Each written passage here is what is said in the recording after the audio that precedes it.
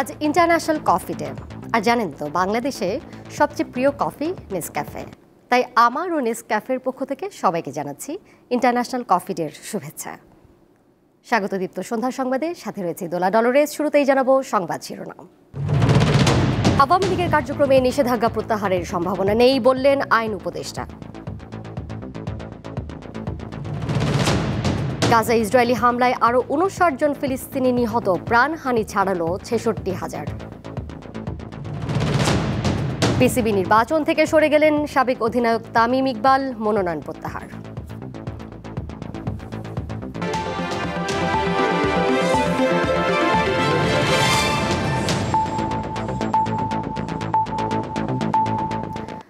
আওয়ামী লীগের কার্যক্রমের উপর দেওয়া নিষেধাজ্ঞা প্রত্যাহারের কোনো সম্ভাবনা নেই বলে সাফ জানিয়ে দিয়েছেন আইন উপদেষ্টা আসিফ নজরুল। দুপুরে বরিশালে পূজা মণ্ডপ পরিদর্শন শেষে সাংবাদিকদের তিনি কথা জানান।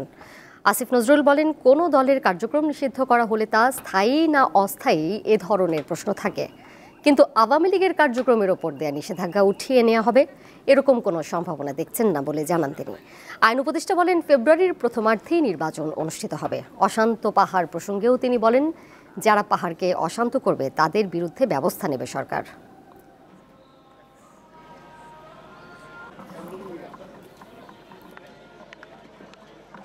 বাস্তবিক অর্থে আওয়ামী লীগের কার্যক্রম নিষিদ্ধটা উইথড্র হবে এই ধরনের কোনো সম্ভাবনা আমি দেখতে পাচ্ছি না, আমি অন্তত দেখতে পাচ্ছি না।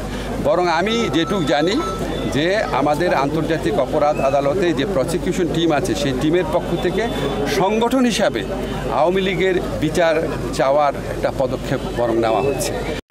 অ্যাটর্নি জেনারেল মোহাম্মদ আসাদুজ্জামান বলেছেন, যত বাধাই আসুক ডক্টর ইউনূসের নেতৃত্বেই ফেব্রুয়ারিতে নির্বাচন হবে। বুধবার দুপুরে ঝিনাইদহ ডায়াবেটিক সমিতি আয়োজিত মতবিনিময় সভায় প্রধান অতিথির বক্তব্যে তিনি বলেন, সাংবিধানিকভাবে সরকার পরিবর্তনের সকল পথ রুদ্ধ হওয়ার পর জুলাই বিপ্লব হয়েছে। এর মাধ্যমে দেশে গণতন্ত্র উত্তরণের পথ উন্মুক্ত হয়েছে। তাই আগামীতে কিভাবে নির্বাচন হবে তা জনগণই নির্ধারণ করেছে।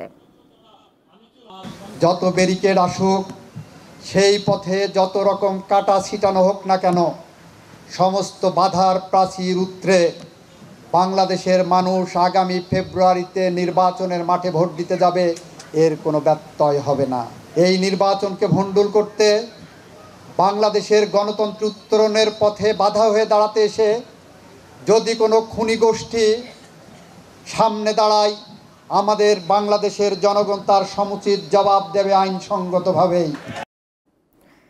দুর্গাপূজার সময় পাহাড়ে অস্থিরতা পরিকল্পিত বলে মন্তব্য করেছেন বিএনপির জ্যেষ্ঠ যুগ্ম মহাসচিব রুহুল কবির রিজভী। দুপুরে পল্টন পূজা মণ্ডপে সনাতন ধর্মাবলম্বীদের সাথে শুভেচ্ছা বিনিময় শেষে তিনি কথা বলেন। আজকে পাহাড়ে অশান্তি কেন, কি এমন ঘটনা হয়েছে এই পূজার সময়? সেখানেও তো অনেক হিন্দু সম্প্রদায়ের মানুষ আছে, সেখানে হঠাৎ করে অশান্তি তৈরি করা হলো কেন? সারা দেশকে ওই দিকে দৃষ্টি নিবদ্ধ করা হলো কেন এই উৎসবের মুহূর্তে? এটা পরিকল্পিত, বাংলাদেশকে অস্থিতিশীল করার একটা জাতীয় আন্তর্জাতিক চক্রান্ত। যারা শেখ হাসিনার পতনকে মেনে নিতে পারেনি তারাই এই চক্রান্ত করে যাচ্ছে। সড়ক অবরোধ কর্মসূচি আগামী ৫ অক্টোবর পর্যন্ত স্থগিত করায় খাগড়াছড়ির পরিস্থিতি স্বাভাবিক হতে শুরু করেছে। সকাল থেকে সীমিত আকারে যানবাহনও চলাচল শুরু হয়েছে। ৪ দিন পর শহরের দোকানপাট খুলতে দেখা গেছে। স্কুল ছাত্রী ধর্ষণের অভিযোগ তুলে অনির্দিষ্টকালের সড়ক অবরোধের ঘোষণা দেয় যুগ্ম ছাত্র জনতা নামে একটি সংগঠন। মঙ্গলবার রাতে সংগঠনটি জানায়, শারদীয় দুর্গোৎসবের প্রতি সম্মান জানিয়ে এবং প্রশাসনের দাবি বাস্তবায়নের আশ্বাসের পর অবরোধ স্থগিত করা হয়েছে। তবে জেলা প্রশাসনের জারি করা ১৪৪ ধারা বহাল রয়েছে। অবরোধ না থাকলেও বাড়তি নিরাপত্তা ব্যবস্থা বহাল রেখেছে আইনশৃঙ্খলা বাহিনীর সদস্যরা। সেনা টহলের পাশাপাশি বিজিবি ও পুলিশের তৎপরতা দেখা গেছে। এদিকে খাগড়াছড়ি ও গুইমারায় সাম্প্রতিক ঘটনা তদন্তে ৫ সদস্যের কমিটি গঠন করা হয়েছে। অবরোধ চলাকালে ২৭ ও ২৮ সেপ্টেম্বর খাগড়াছড়ি ও গুইমারায় সহিংসতার ঘটনায় ৩ জন নিহত ও অনেকে আহত হন। রাজধানীর ধানমন্ডির মসজিদ উত তাকওয়ায় শুরু হয়েছে ৩ দিনব্যাপী সিরাত প্রদর্শনী। এখানে মসজিদের নববীর আদলে তৈরি করা স্থাপনা এবং মহানবী হযরত মুহাম্মদ সাল্লাল্লাহু আলাইহি ওয়াসাল্লামের ব্যবহৃত নানা সামগ্রী ফুটিয়ে তোলা হয়েছে। সকালে প্রদর্শনীর উদ্বোধন করে নগরবাসীকে এটি উপভোগ করার আহ্বান জানিয়েছেন বাণিজ্য উপদেষ্টা শেখ বশির উদ্দিন। রাজধানীর ধানমন্ডির মসজিদ উত্তাকোয়ায় প্রথমবারের মতো আয়োজন করা হয়েছে সিরাত প্রদর্শনীর। নবীজির জীবন আদর্শ নতুন প্রজন্মের কাছে পৌঁছে দিতে এই আয়োজনে বিশেষভাবে ফুটিয়ে তোলা হয়েছে মসজিদে নববীর আদলে তৈরি মিম্বর, আরবের ঐতিহাসিক পরিবেশ ও মহানবী হজরত মুহাম্মদ সাল্লাল্লাহু আলাইহি সাল্লামের ব্যবহৃত নানা প্রতীকী উপকরণ। এখানে রয়েছে কূপ এবং আসহাবে সুফপার সাহাবাদের নিয়ে নবীজির বসা স্থান। এছাড়া রয়েছে হজরত আয়েশা রাদিয়াল্লাহু আনহার ব্যবহৃত নানা আসবাবপত্রের প্রতীকী উপকরণ। বুধবার সকালে 3 দিনব্যাপী এই প্রদর্শনীটির উদ্বোধন করেন বাণিজ্য উপদেষ্টা শেখ বশির উদ্দিন। তিনি এমন একটা জাতা ওনার ঘরে ছিল, জাতা পিষে ওনার হাত খুলে গিয়েছিল। পরে প্রদর্শনীর নানা দিক তুলে ধরেন মসজিদুত তাকওয়ার খতিব। রাসূল সাল্লাল্লাহু আলাইহি ওয়াসাল্লামের মসজিদে নববী, রাসূল সাল্লাল্লাহু আলাইহি ওয়াসাল্লামের ঘরটা কেমন ছিল, সেখানে কি কি আসবাবপত্র ছিল, উম্মাহাতুল মুমিনিন যারা ছিলেন তাদের ঘরে কি কি ছিল, এবং ফাতেমা রাদিয়াল্লাহু তাআলা আনহা তিনি কিভাবে জীবনযাপন করতেন সেই বিষয়গুলো আমরা উপস্থাপন করবার চেষ্টা করেছি। এ সময় বাণিজ্য উপদেষ্টা বলেন, এ ধরনের আয়োজন তরুণদের সামনে মহানবীর আদর্শ তুলে ধরতে বিশেষ ভূমিকা রাখবে। আর এই আয়োজন উপভোগ করতে নগরবাসীর প্রতি আহ্বান জানান তিনি। এই প্রচেষ্টার মাধ্যমে আগামী প্রজন্মের যারা আছেন তারা যেন এই জিনিসটাকে উপলব্ধি করেন, কানেক্ট করতে পারেন যে সাফল্যর যে মাপকাঠি এটা আসলে সম্পদ না, এটা সম্মান, এটা ইজ্জত। সিরাত প্রদর্শনী চলবে 3 অক্টোবর পর্যন্ত। হেদায়েতুল্লাহ সীমান্ত, দীপ্ত সংবাদ, ঢাকা।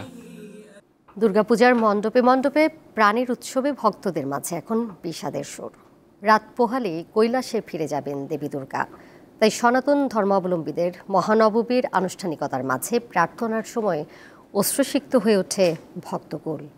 এদিন 108টি নীলপদ্মে পূজা হয় দেবী দুর্গার।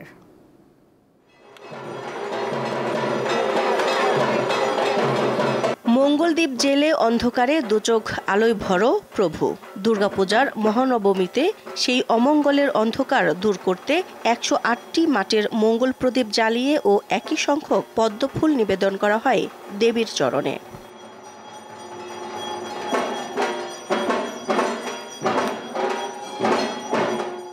মহানবরাত্রিতে দেবী দুর্গার আরাধনার অনেক গুরুত্ব রয়েছে।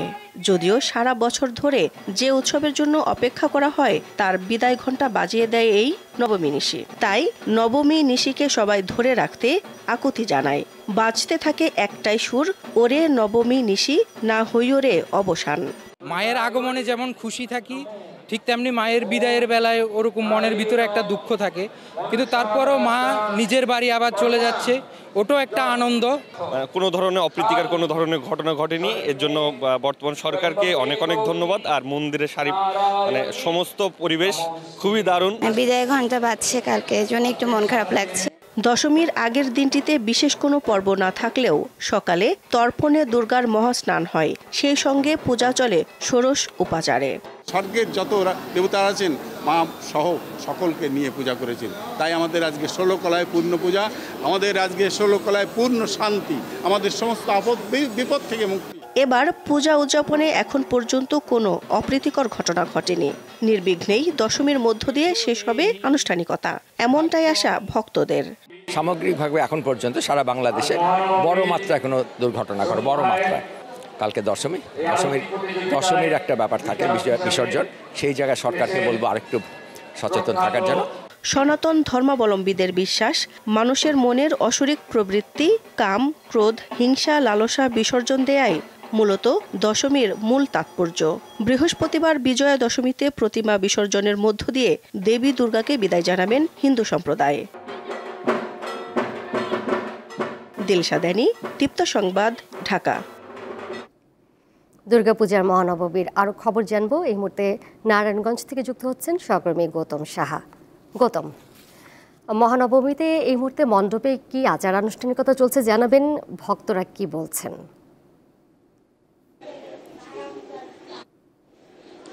দুর্গাপূজার আজ মহানবমী।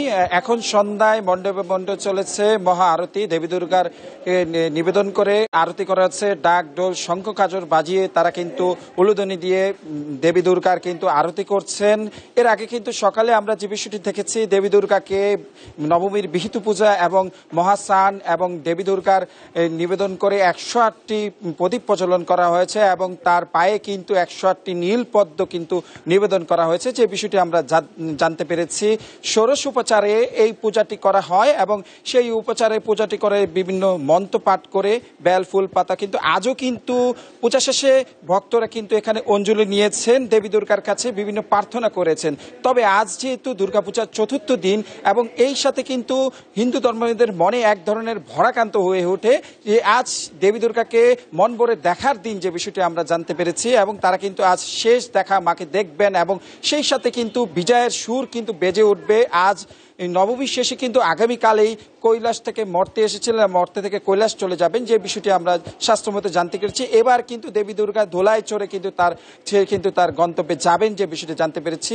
আজ নবমীর দিনে সকাল থেকে যে বৃষ্টি হয়েছিল কিন্তু এখন কিন্তু ভক্তরা আস্তে আস্তে মণ্ডপে আসতে শুরু করেছেন এবং আগামীকাল কিন্তু বিজয়া দশমীর মধ্যে দিয়ে সিঁদুর খেলা এবং মাকে কিন্তু বিসর্জনের মধ্যে দিয়ে 5 দিন ব্যাপী যে শারদীয় দুর্গোৎসব রয়েছে সেটি কিন্তু শেষ হবে।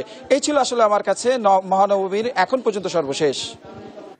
নারায়ণগঞ্জ থেকে যুক্ত ছিলেন সহকর্মী গৌতম সাহা। দেশের বাইরের খবর, ফিলিস্তিনের গাজা উপত্যকায় ইসরায়েলি বাহিনীর আগ্রাসনে মঙ্গলবার ভোর থেকে বুধবার ভোর পর্যন্ত আরও অন্তত 59 জন নিহত হয়েছেন। ফলে যুদ্ধ শুরুর 2 বছরের কাছাকাছি সময় উপত্যকাটিতে প্রাণহানি বেড়ে দাঁড়িয়েছে 66,055 জনে। একই সময় আহতের সংখ্যা অন্তত 1,68,346 জন। গাজায় ট্রাম্পের শান্তি পরিকল্পনার মাঝেই অব্যাহত হামলা চালিয়ে যাচ্ছে ইসরায়েলি বাহিনী। এছাড়া একই দিন ভোরে দের এল বালাহে ইসরায়েলি বিমান হামলায় 6 জন নিহত হয়, যাদের মধ্যে তুর্কি সম্প্রচারক টিআরটির ফটো সাংবাদিক ইয়াহিয়া বারজাক ছিলেন বলে জানিয়েছে প্রতিষ্ঠানটি। গাজার সরকারি মিডিয়া অফিসের তথ্য অনুযায়ী যুদ্ধ শুরু হওয়ার পর থেকে ইসরায়েলি হামলায় গাজায় কমপক্ষে 253 জন সাংবাদিক প্রাণ হারান। দুর্ভিক্ষগ্রস্ত গাজাবাসীর জন্য ত্রাণ নিয়ে সাগর পথে এগিয়ে চলছে আলোচিত গ্লোবাল সুমুদ ফ্লোটিলা। যাত্রা পথে নানা বাধা উপেক্ষা করে নৌবহরটি বর্তমানে গাজার উপকূল থেকে প্রায় 370 কিলোমিটার দূরে অবস্থান করছে। অর্থাৎ পরিবেশকর্মী গ্রেটা থুনবার্গের নেতৃত্বাধীন নৌবহরটি এখন ইসরায়েলের ঘোষিত তথাকথিত বিপদসীমায় প্রবেশ করেছে। অংশগ্রহণকারীদের আশঙ্কা, ইসরায়েলের হুমকির কারণে যে কোনো মুহূর্তে নৌবহরটি বাধার মুখে পড়তে পারে। তবে গাজা উপকূলের কাছাকাছি আসার পরপরই গ্লোবাল সুমুদ ফ্লোটিলা থেকে সরে দাঁড়িয়েছে ইতালি। 40টিরও বেশি নৌযান ও 5 শতাধিক যাত্রী নিয়ে গঠিত এই বহরে রয়েছেন সংসদ সদস্য, আইনজীবী, সুইডিশ পরিবেশকর্মী, গ্রেটা থুনবার্গ সহ বিভিন্ন দেশের মানুষ। তাদের লক্ষ্য ইসরায়েলের অবরোধ ভেঙে পরিমাণে সামান্য হলেও গাজায় মানবিক সহায়তা পৌঁছে দেওয়া।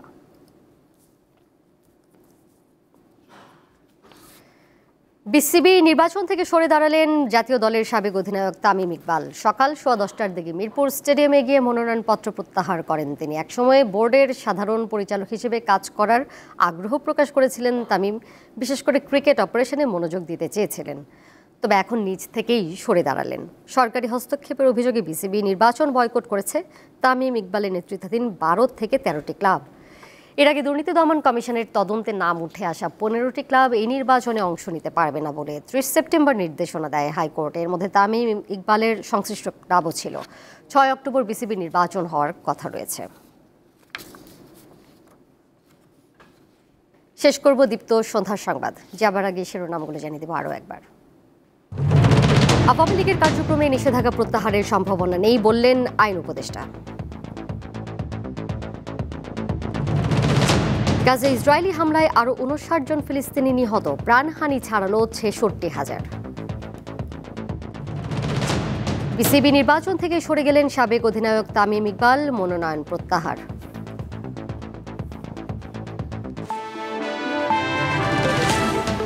এই ছিল এখনকার মতো। এর পরের সংবাদ দেখবেন রাত 11টায়। এছাড়াও আরও তথ্য এবং বিনোদনের নানা খবর জানতে যুক্ত থাকুন দীপ্ত ডিজিটাল প্ল্যাটফর্মে। ধন্যবাদ সবাইকে।